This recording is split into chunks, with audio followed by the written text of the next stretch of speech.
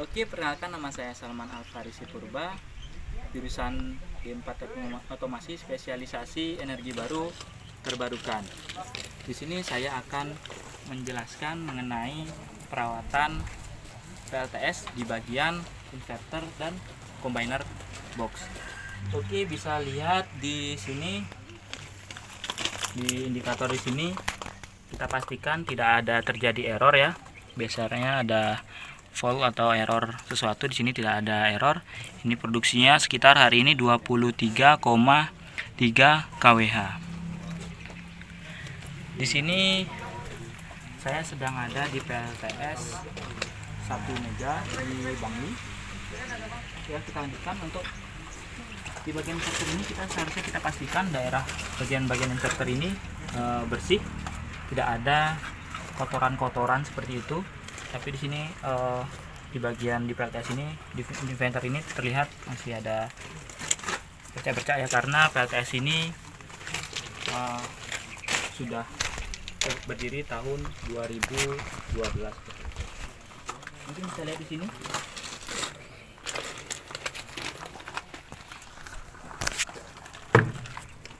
Di sini juga kita pastikan dia harus bersih.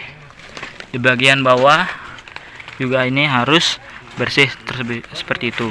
Dan di bagian penghubungnya juga harus dipastikan dia terhubung dengan baik dan tidak ada kotoran dan lubang-lubang sehingga membuat cepat korosi. Tapi di sini kondisinya masih soketnya cukup kotor ya. Ini harus dibersihkan sehingga nanti tidak terjadi korosi yang mengakibatkan efisiensi yang berkurang. Oke, ini dia salah satu perawatan inverter ya. Ini bagian soketnya banyak yang terlepas dan banyak yang patah. Ini kita coba perbaiki lubangnya. Kita tutup lubangnya dengan menggunakan silen.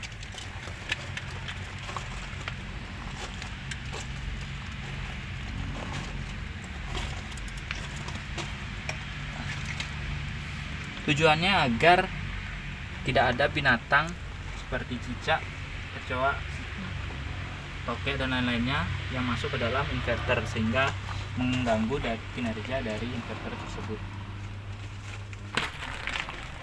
Selanjutnya pada perawatan DC combiner, di sini terdiri dari di DC combiner ini terdiri dari 5 string 18 panel. Di sini kita lihat kalau dalam pemeriksaan DC combiner kita pastikan harus dalam keadaan bersih. Di sini ada sedikit kotor, kita harus bersihkan.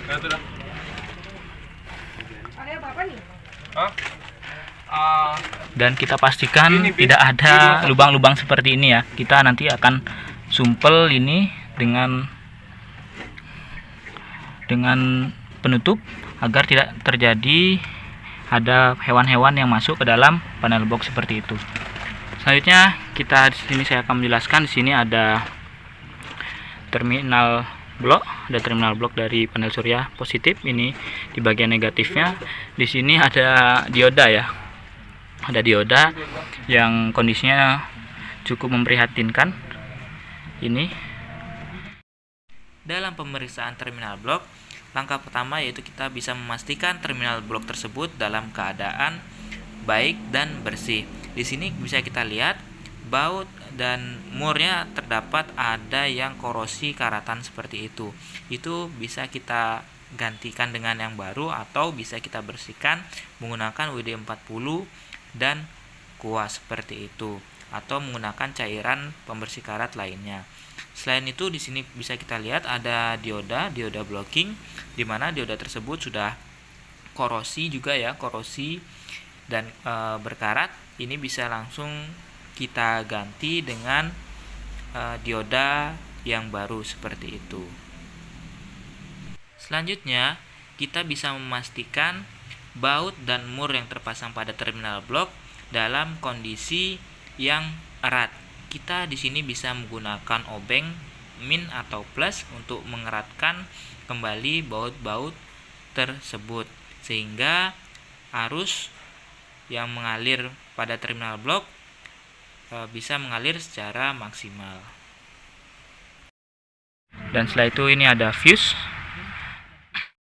Dalam pemeriksaan fuse, kita bisa pastikan terlebih dahulu rumah fuse dalam keadaan baik seperti itu. Selanjutnya, kita bisa buka rumah fuse dan mengukur masing-masing fuse apakah masih dalam keadaan baik, terhubung atau tidak seperti itu menggunakan ohmmeter atau multimeter.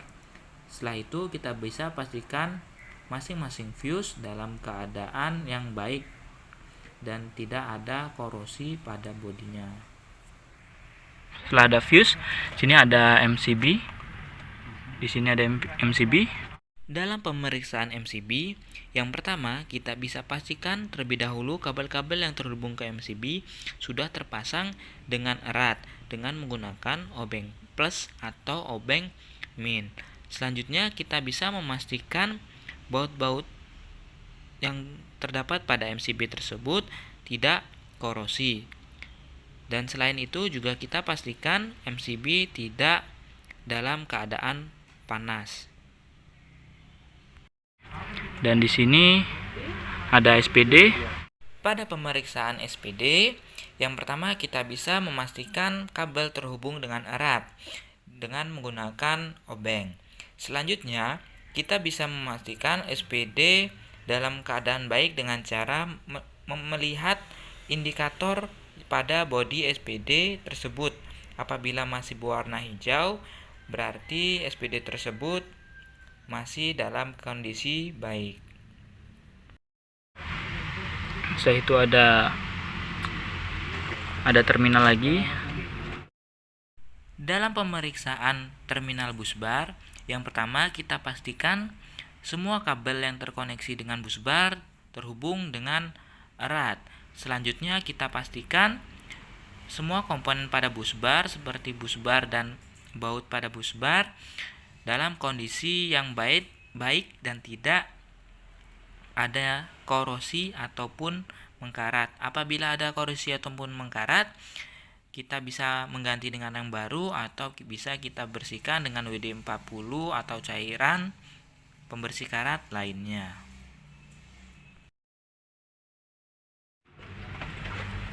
Terminal untuk disatukan, lalu dia masuk ke bagian inverter.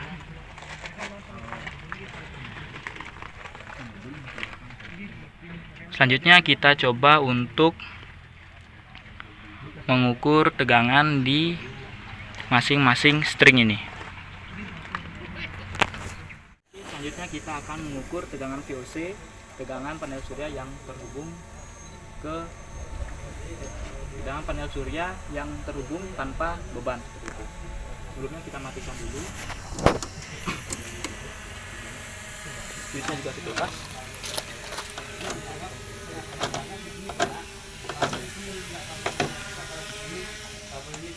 Setelah itu kita ukur masing-masing string. Ini 747, string 2 749, string 3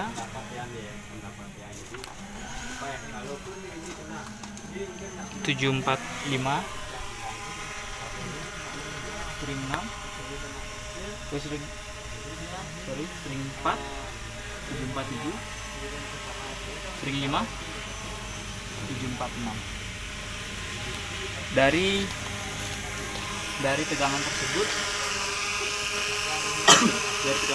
kita ketahui dari nameplate panelnya VOC-nya per panel itu dia 44 VOC-nya dia 44 volt. Jadi kalau dikalikan 18 ini sekitar 700 sekian. Nah, jadi tegangan fuse-nya ini dianggap masih memenuhi normal seperti itu. Selanjutnya kita ukur tegangan dan arus dengan beban atau VIMP. Kita hubungkan terlebih dahulu fuse-nya.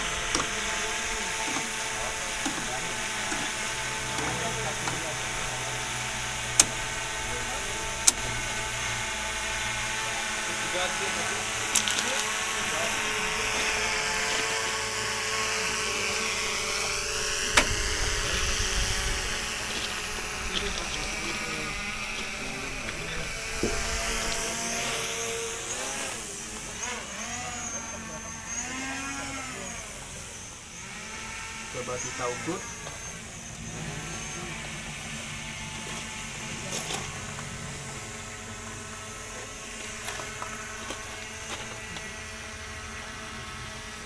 Tujuh empat dua.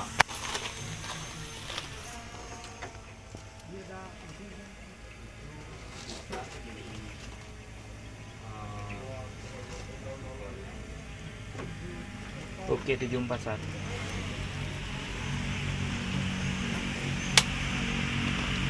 Oke, dari tegangan tersebut indikasinya masih normal ya. Setelah itu kita coba ukur arus dari masing-masing string.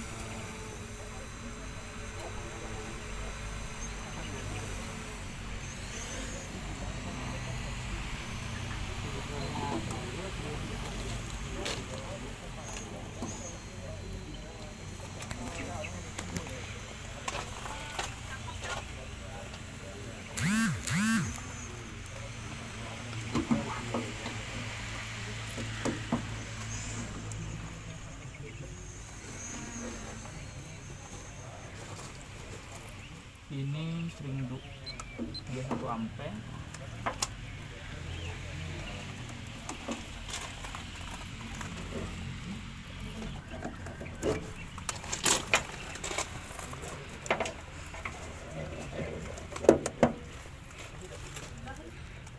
Ini 0,8.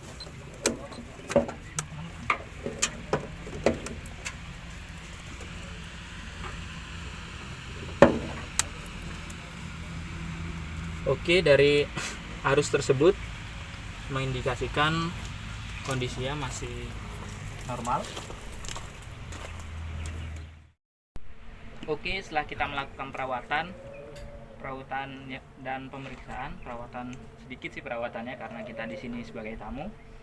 Nah, kita sedikit evaluasi di sini. Kita lihat ada beberapa yang kita harus perbaiki dan harus dirapikan karena di sini terdapat ada lubang yang kita lihat sini. Seharusnya di panel box itu tidak boleh ada lubang. Di sini bisa mengakibatkan ada binatang-binatang yang masuk sehingga kelistrikannya bisa short seperti itu akibat binatang seperti cicak dan lain-lain. Dan itu kita lihat di sini box panelnya juga sudah korosi, sudah dikorosi karena umur juga, karena PLTS ini sudah berdiri sekitar di tahun 2012 seperti itu. Mungkin itu saja sedikit video dari saya. Lebih kurangnya saya mohon masukannya dari teman-teman semua di kolom komentar. Mungkin itu saja, saya tutup. Terima kasih banyak. Sampai jumpa di video saya di selanjutnya.